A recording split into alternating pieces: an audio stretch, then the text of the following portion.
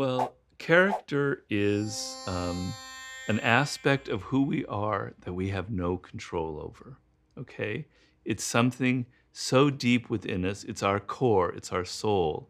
It's really our soul. And we often don't are not even aware of it. It causes behavior, compulsive behavior.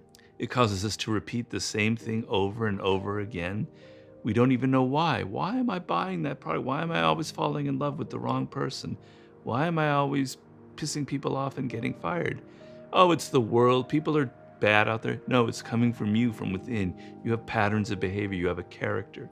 In ancient Greek, the word character, it comes from the word kairos, which means to engrave deeply. It's a deep engraving. So character is something deeply, deeply engraved in you, and you cannot really change it. Where does it come from?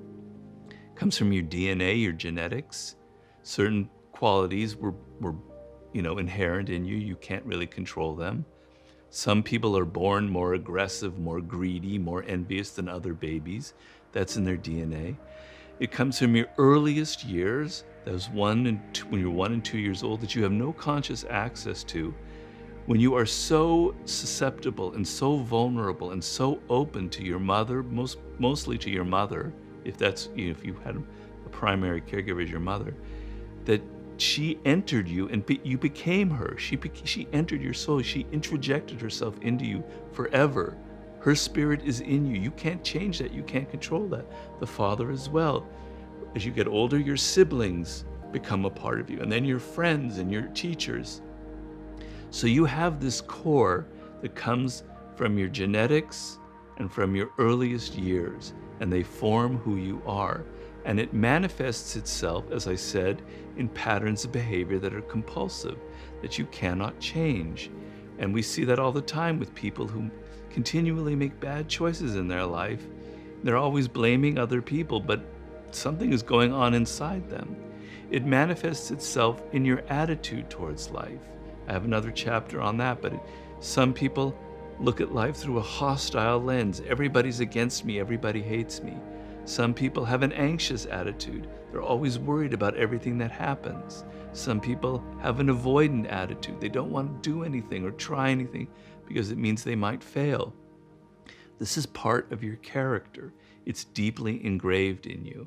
And so in my chapter, I'm trying to show you what is your character so you can begin to open up and understand it. You can't begin to change your own compulsive patterns of behavior. And believe me, everybody does. So stop feeling like you're superior to this. You're not. Including me. Everybody has patterns that have repeated themselves endlessly. You'll see it most definitely in romantic attachments, where people always seem to choose the same kind of partner, for better or for good. I want you to be aware of it. I want you to stop fooling yourself. Stop imagining that you're somehow you're the only human that's autonomous, that has freed himself or herself from these patterns. I want you to see it deeply so that you could begin to have control over it if there are elements that you need control over. And I want you to be a great observer of the character of other people. And you're not. You're a terrible observer of character. You'll tend to look at people and see their smiling faces, their appearances, the clothes they wear, whether they like you on Facebook or whatever. And you're just paying attention to what they present to you. And you're not looking at the other stuff deep down inside that's much deeper, darker, and more real than what they're presenting. And because you don't see the character of people, you make really bad choices in life. You choose somebody who seems likable and friendly and affable, but who really is like a deep toxic narcissist.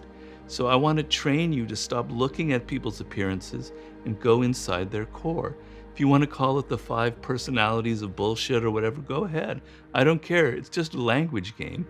People have a core, and it doesn't change. We always like to have the Hollywood ideal that, people grow and then they change. No, the reality is we often don't grow. We often just keep repeating the same thing over and over again. So the degree that you can change some aspects of your life is actually can be the difference between success or failure, or happiness and disappointment. So the first step is to be aware of what that character is so you can catch yourself. And so the neuroscience of repetition, you're about to make that bad choice that's haunted you throughout your life, and you catch it. Well, okay, maybe you still do it because it's something you can't control, but you caught yourself in that moment. Okay, you've now laid a pathway in your brain, some neurons have been created that recognize that. The second time, you catch it and maybe you don't do it, or maybe you only do half of it. And over and over and over again, now you have some distance from yourself and you can see, your character in action and you can perhaps stop it. The other thing is to realize that your character, the negative traits contain the possibility for something very positive if you know how to turn it around.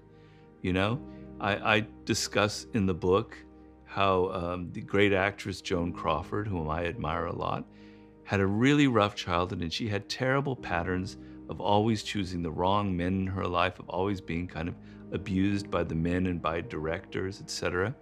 She had a lot of pain, and she was able to transform it through her work into something extremely positive, into her great acting.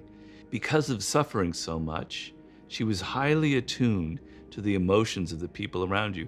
People who've suffered traumatic things in their childhood are extremely sensitive because they know that their father, if he changed his mood, he might beat me. So they're so attuned to the moods of people around them.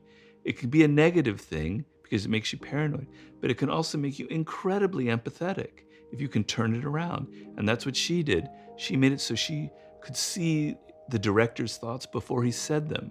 So she used the potentially very negative trait and she was able to turn it into something productive and positive. So you can't really change your character. You're not going to become somebody you're not. Okay? Just get over that self-help illusion. You're imprisoned in this character. It's better to understand it, be realistic, and play at the margins, transform what you can transform.